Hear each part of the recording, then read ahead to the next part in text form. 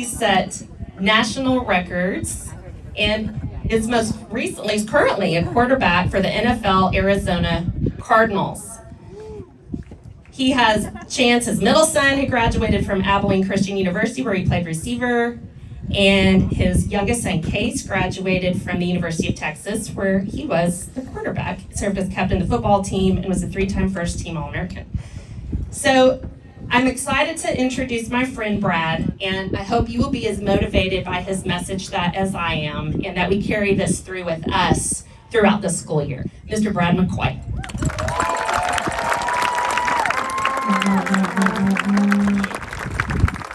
Wow. I don't know how.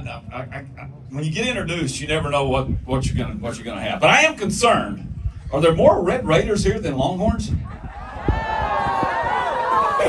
I mean, really, when she said this, I saw this crowd. I thought, wow, I thought there'd be one or two. So where am I this? Okay, all right, I feel better. Okay, I'll give it some. Where am I this? And I'm sure we got some of this, and we got all kind of things, right? Well, it's great to be here. Man, I've spoken at a lot of convocations. Not many are at the stadium, and not many are on the visitor side of the stadium. But I'm glad you're not looking at the sun, and I am. It's really good. And you got a great day and family. You know, I was reading some things about your school. I think it's one town, one team, one family. Is that right? Yeah. So pretty good family up here. Pretty good legacy. Yeah. Superintendent, 18 years, 9 of them spent here. Now you got a daughter. It's a legacy that you have. Okay. Do you know? And I've worked with Jana. I'm just going to call her Jana because we're on a first name basis. Do you guys know what you got? You got somebody pretty special. I hope as you get to know her better, you'll see her energy, her smile, her love for helping kids, and her love just for the school business and making people great. So Jana, it's great that you're here. I've done a lot of work with her in West Texas, and so we're glad to be here with you. But how many of you are excited that school's about to start? Okay, transportation, you didn't look very excited, okay? I'm just going to tell you. How many of you are excited that summer's over? Yeah. Wait a minute, now y'all all look like transportation then. Aren't they the same thing? Yes? No? Oh, I'm reading some body language right now. In all my years of education, I learned some things. And one of them is how to read body language. How many of you think you're pretty good body language readers? Raise your hand. Yeah, so kids are fixing to start coming. You read them when they walk on the campus, they walk in your class, you know, whether they've had a good summer, had a good day. Body language, we read it, right? Yeah, so I got here a little early. I've been kind of wandering around with some of it and just kind of watching. And so I've gotten pretty good at body language. Here's what I think. I think there's some of you that just really don't want to be here yet. But that's okay. We're okay. We're still in that summer mode. We'll change. Now, I also saw some of you dancing this morning. Whatever you were doing your summer, you're glad it's over and you're ready to get back into whatever this is. Right? So body language is good. Now, the other skill that I've been trying to get good at all these years is how to mind read. Where are my mind readers? Anybody? We got a couple. Nobody married in this group. We know what that means. You just can't read people's minds. It's hard, but so we get to be this body language because you never know what people are really thinking or what people are saying and those kind of things. Jana told you that my oldest kid is a kid named Colt, and so he's been around the Austin area. But several years ago, I was actually coaching in Graham, Texas, and I was a head football coach, and we had won the state semifinals.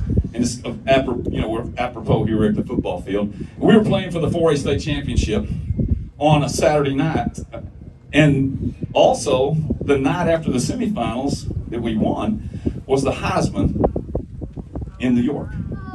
So I got a son that's a finalist for the Heisman, and I'm coaching a team that's fixing to play a state championship.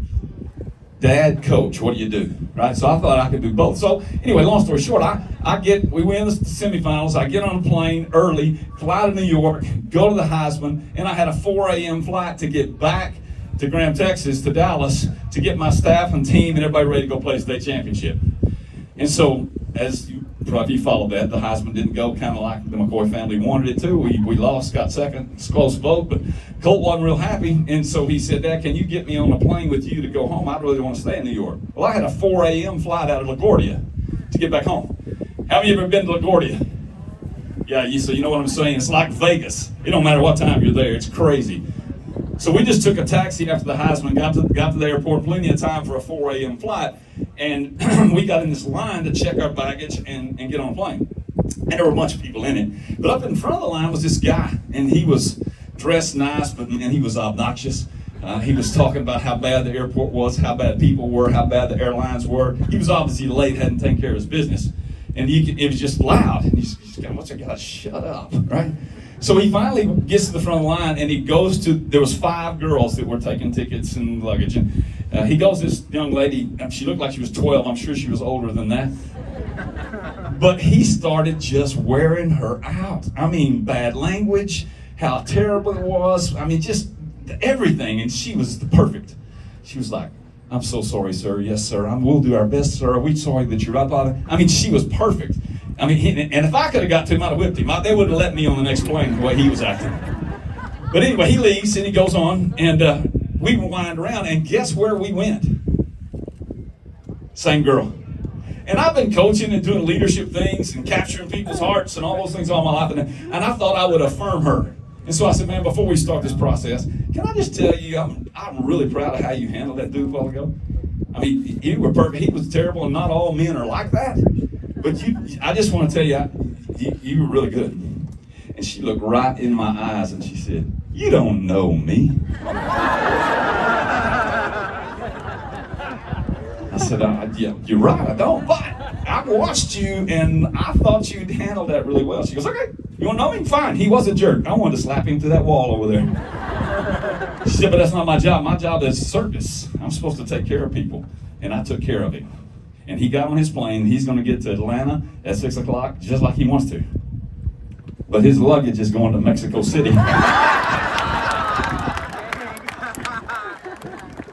And I offered her a job right there. I said, can you come home with me? You can work for me. I'll put you on my staff.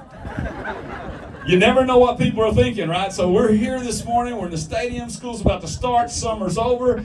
Body language tells us a lot, but you really don't ever know what somebody's thinking. So the challenge is, what do we do? What do we do? Like the Convocation. In my days, I went to 28 of these things. 28, right? Let's just do this. This will be fun, Jana. How many, stand up if you've been to at least 10 convocations. Been to at least 10 of them. There you go. Nice. All right, this is a competition, right? So here we go. Keep standing if you've been to 15. All right, look around. Here we go. 20. We lost a few there. Still got them coming up. All right, 25. Looky there. Here we go. 30. We still got them. Hang in there. 35. Where are we? Still got one down here. Still got one here. Still got one here. All right. 40. Woo! We got a winner. Let me get it. What's your name, ma'am? Oh, where is it? Oh, right here? How long? How many? 34? 44. Is that the best? No. How many? Somebody's got to help me. 54? 55? Unbelievable. Congratulations, man. That's awesome. Hey, I'm going to ask you a question. Yeah, you got your team cheer for it. Hey, so 54 of these things. Have you ever heard a speaker? What? We got another one? Oh, my bad. You're not in transportation either. How many, sir? You lost count. Is it 54? No? All right. All right, well, we got some great ones. But for you guys standing, ma'am, 50, did you ever go to a convocation where the speaker wasn't any good? Yes, you did? I did too. I used to go to these things and I would say, who brought that guy in? He's terrible. I could do better than him. Be careful what you say. Thank you, ma'am. Give a lady a hand right there.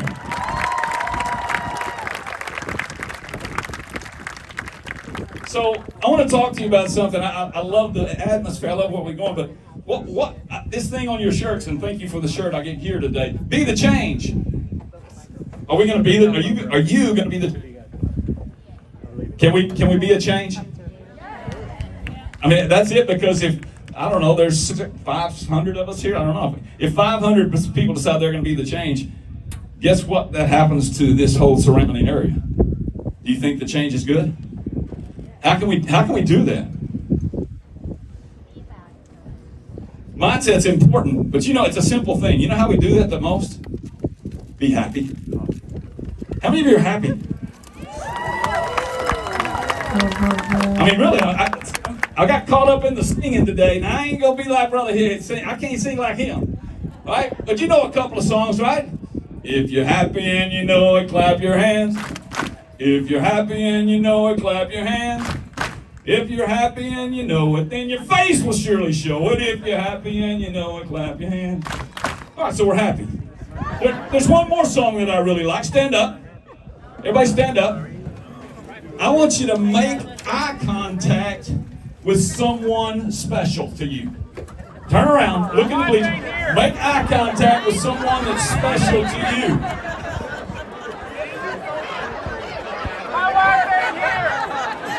Come on, girls. You gotta play. Let's go. Are you ready? You got somebody? Here we go. You are my sunshine, my only sunshine. You make me happy when skies are gray. You'll never know, dear, how much I love you. Please don't take my sunshine away. All right, there you go. Have a seat. You were such an inspiration to me this morning. I thought I'd just sing a little myself. All right, so is happy important? Is being someone's sunshine important? Okay? Because if you're someone's sunshine, you make them what? Happy. It's a simple thing. It doesn't take much to be the change. The first thing is happy. And what I'll tell you need today, if you're going to really be the change, is you're going to need to be what we call a happiness advantage. Okay? What advantages do being happy give us? But number one, what does advantage mean? I mean, are you fixing to have a ball game here? Coaches, you gonna play on this field? Yes, sir. Okay? This is called a home field advantage. Yes, sir. Okay? That's what it's called. Volleyball people, y'all fix to play, right?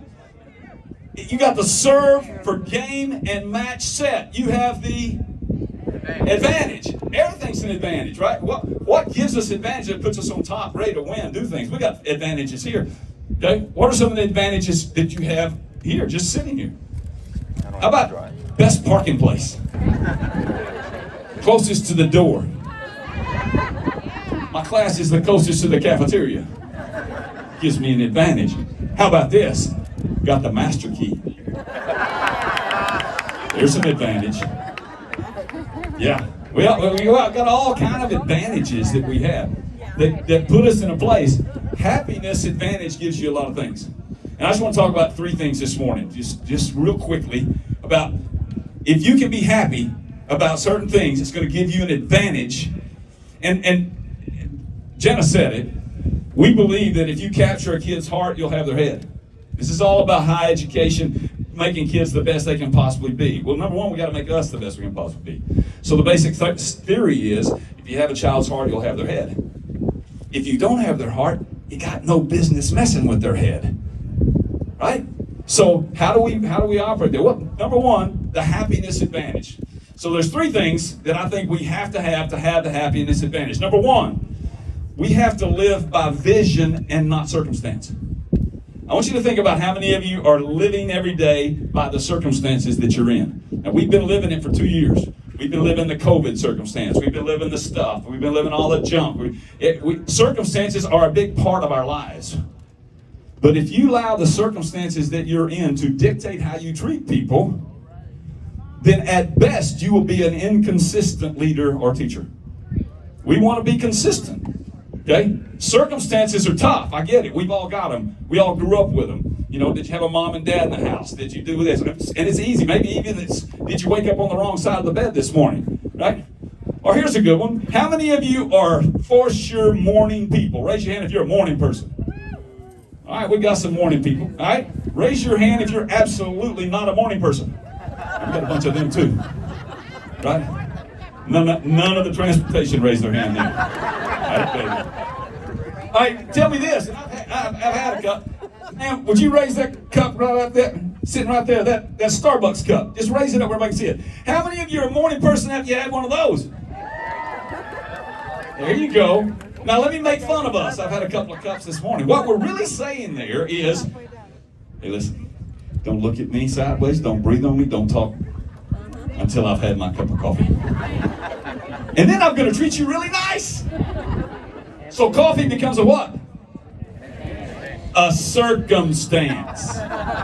If you've had it, you treat people right. If you haven't, you won't. Everything is about circumstances, not vision.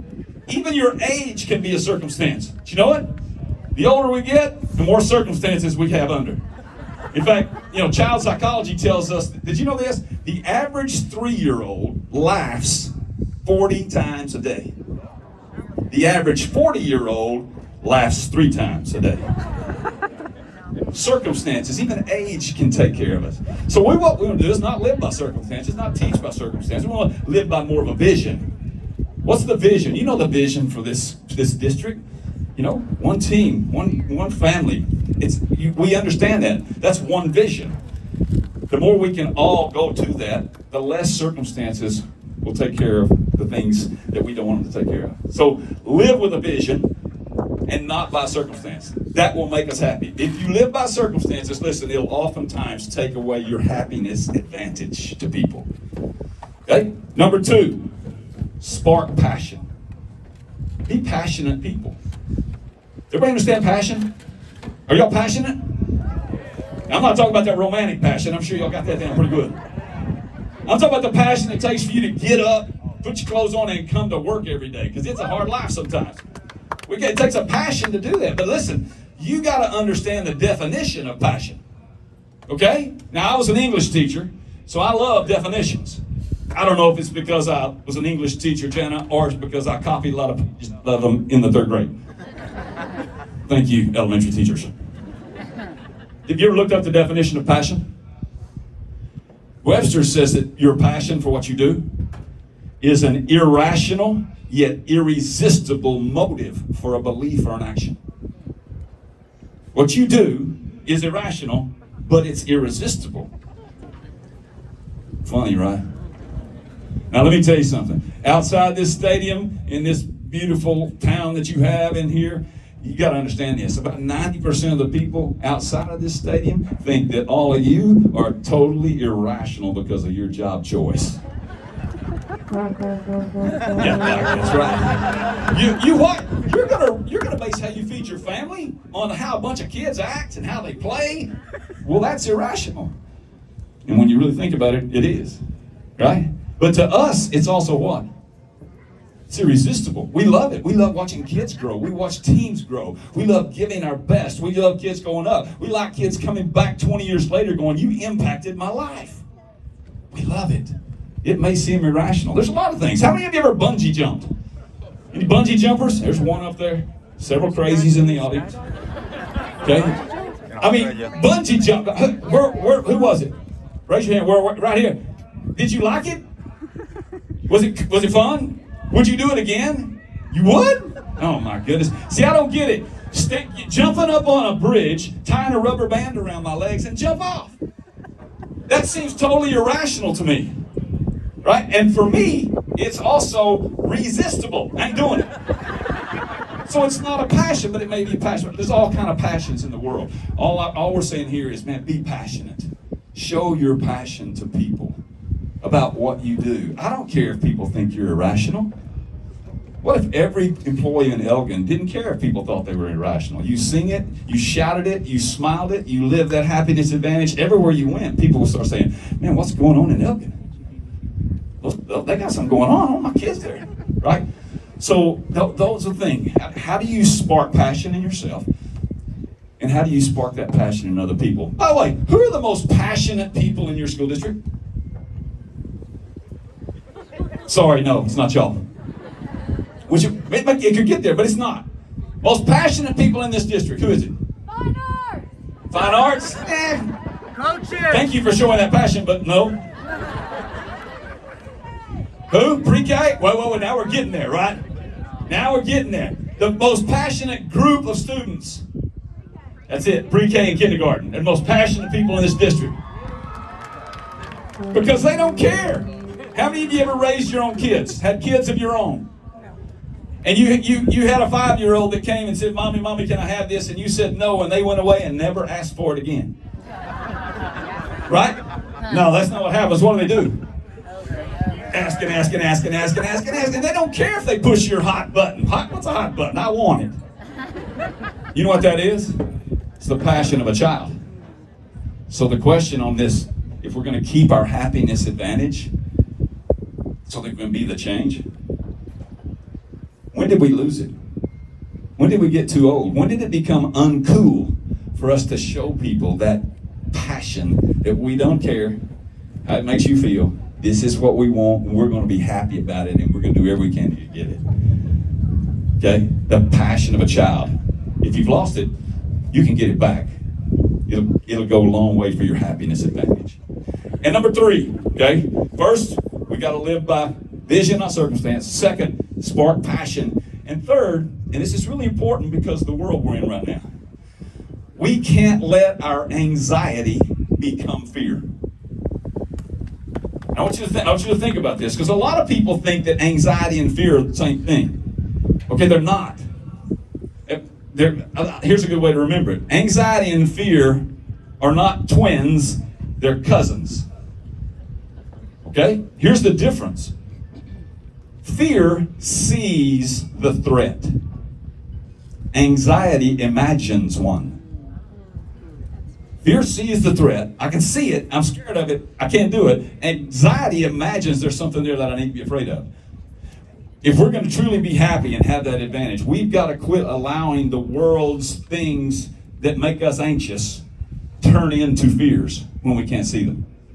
We're really bad about that, all of us. COVID hadn't helped us with that. We got to challenge. There's a higher call for us.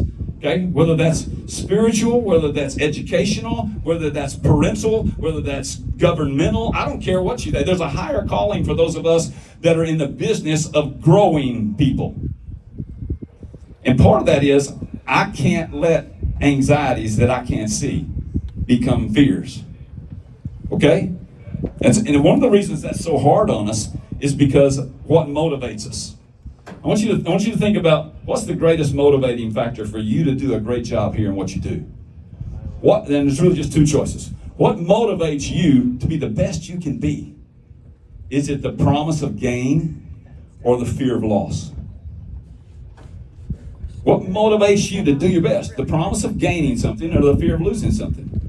Now I get to work with some of those high-performing people on the planet. Professional athletes, professional coaches, superintendents, great principals, educational superstars. And what I'll tell you, okay, is that immediately about 95% of that group will tell me, oh, fear of loss. Fear of loss is a greater motivator for me. Now I know in our setting right here, probably a lot of you are desperately wanting to say the promise of gain. But if you're really honest, probably 90% of us understand the idea of losing something makes me want to work harder. And it's a human trait. Okay? It's human. We're all the same way. And the reason is because when you lose something or get hurt, that emotion lasts longer than the euphoria of winning something. Right? I mean, introduction, I played in my teams played some state championships. Feel just like this. The two that we won, I can tell you the excitement, I can tell you the stuff, I can tell you it was a fun night. The two that we lost, I can tell you every play. I relive them, what we could have done different, right? So we're a human creature that's the way it goes. Now, we've got to somehow change the paradigm of that. If we're going to really take this happiness advantage to the next level, we've got to understand, I've got to bring more promise of gain. Because if all of our teachers they teach harder because of the thought of losing something, do you understand how that affects your teaching? If more teachers are teaching to this test Texas has to have us have, and your motivation is, I'm worried about how many kids are going to flunk that test, more than you're worried about how many people are going to pass the test, do you think it affects the way you teach? It does. We teach out of fear, and we've got to start changing that. And if we change it, it's going to lead to that happiness advantage, because fear does one thing to us. You ready? When you let your anxiety become fear, it does one big thing. It dictates your attitude. It dictates your kid's attitude. And attitudes are pretty simple. You're either negative or positive. Not much in between. Okay? Do you love negative people? You got any negative friends? Do you? Don't point. That's not nice. Are there any negative people on your campus? Probably so, right? You love them, but they're hard to get along with, right? School's going to start next Monday. You're coming in, man. You're whistling. It's a great day. Sunshine's coming up, and you see your negative buddy coming down the hall, and you're going, no, not today. And you duck in the bathroom. You don't need to go, or somebody else's classroom. Not going to go, because you know there's one question, and if you ask it, it's simple, 3 words. If you ask it, you know what's fixing to happen. What's the question? How you doing? I mean, it's like you can hear the dump truck. Boop, boop, boop. Here it comes. We're going to dump on, and you know those people, and it's hard. And they look at you like, I can't believe you asked. But since you did, it's terrible. I had a terrible summer. You know what? My car broke down. I had to walk to school the last 2 days. I've been late. I've already been written up. Probably going to get fired. And yesterday, a dog bit me. Don't know where it came from. Sure, it has rabies. I'm going to the hospital this afternoon. But I'm probably going to die. But nobody cares because I don't have any friends anyway. You're going, Lord, just let the rabies take them because I can't take this any longer. You know that person? Yeah, don't point. Negativity. You know what? Most people are negative because they haven't had that ability to have that happiness advantage and look at the gains instead of the losses. I want to be positive. I want to be around positive people. Again, that's why I love your superintendent. One of the most positive ladies I've ever been around. You won't see her not smiling, even in a crisis. Okay? So I love positive people. It's infectious. It'll change things. Right? Negative's tough, positive changes things. Years ago, I was coaching in a town north of here, a long way. We had a kid named Billy, right? This is Billy's story. He started playing athletics in the 7th grade. He came out for every sport, football, basketball, baseball, track, tried to play golf. He did everything, right? We loved Billy, but he wasn't a very good athlete. In fact, he wasn't an athlete at all. Right? Everybody, y'all know that? Y'all got a Billy you love? He was the first one to practice, last one to leave. First one to school. He was in your class sitting first. Ma'am, can I help you? Can I do something for you? Can I go get something? Do you want me to go run copies off for you? And the bell rang and you're going, Billy, get out of here. Go to your next class. Afternoons, we're running Billy off the field house. Billy, go home. You love Billy. But man, as senior year, the kid is 5'5", and he weighs 125 pounds. He was little, but he was slow. Okay, you're listening. That's good. Senior year. Obviously in Texas, kid makes it to his senior year, and where's he playing?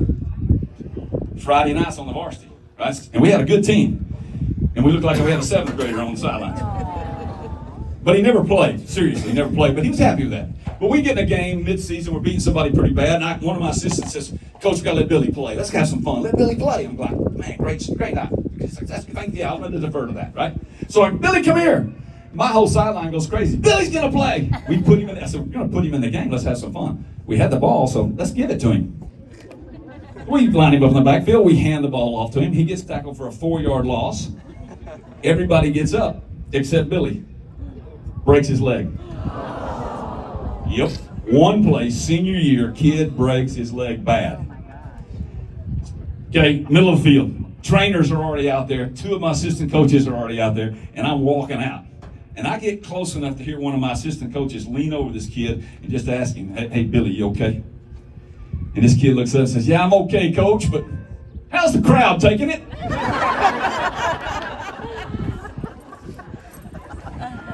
And I'm looking at the crowd because I'm tearing up. I can't believe he got hurt. And then I hear him say that, and I'm going, give me some of that. Give me some of that. And here's the cool thing about that night. It was a big game. And we had a stadium about like this, and it was full. When he gets hurt, you know what happens in Texas, right? Both teams go down to a knee, take their helmets off. Quiet. The band stops playing. People stop going to the concession stand. Everybody sits down. The whole stadium, 5,000-6,000 people, it's just a hush. Right? You've been there. He said that out in the middle of the field. And we couldn't help it, but about 5 grown men started laughing. He made us laugh. And when we started laughing, all of a sudden our sidelines thought, yeah, guess everything's okay. They got up, put their helmets on, ready to go back to work, got water, band started playing again, people started going back to the concession stand, normalcy happened. In 30 seconds, one positive statement changed about 6,000 people. Took something that really wasn't very good for him and made it okay for everybody else. The power of positive. 3 things. If we want to continue this be the change, and we got to think about it. Don't live your life by your circumstances. Be more consistent. Be passionate and show it to people. And don't let your fear, your anxieties become fearful. Okay? Because it will change your attitudes. It's like we haven't seen it much, but y'all got some rivers. Everybody been to a good river? I mean, you on it. You got it. It's when a river is beautiful. I'll quit moving. When it's beautiful, they're deep. They're steady. They move boats. They've got a current that you can count on. You can float them. You can have fun on them. You can fish on them. You can build your home on them. When you see a river that's just solid and firm, it's a wonderful thing. Well, what does a river look like after a 10-inch flood? What's it look like? It's out of banks. It's crazy. There's no normalcy to it. You can't float it. It's washing your house away. It's doing everything. Okay? When we get caught up in some of this negativity, some of this not being positive, some of the things that happen to us, the fear gets too big, and we become more like the flood than the river. Colt used to tell his teammates this: be the river, not the flood, no matter what happens today. No matter what happens in this game, no matter have some bad call or somebody does something, don't go crazy. Be the river, not the flood. And I've always thought that was a good challenge for all of us. And don't let all those things happen. So as we launch today, I just want to tell you one quick story about a guy named Mick Fanning. Anybody heard of Mick Fanning?